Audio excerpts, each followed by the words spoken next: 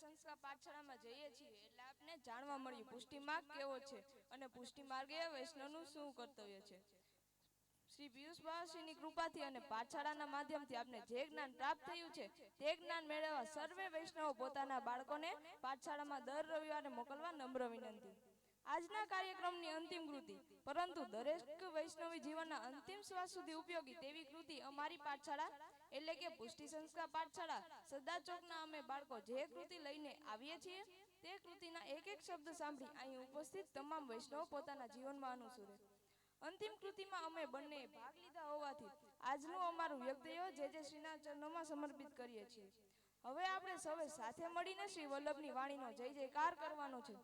બોલ શ્રી વલ્લભાધીશ કી જય। શ્યામ સુંદર શ્રી અમને મહારાણી કી જય। શ્રી ગિરિરાજ ધરણ કી જય। શ્રી કિશોર ચંદ્ર મહારાજ કી જય। श्री पीयूष कुमार राय प्यारे की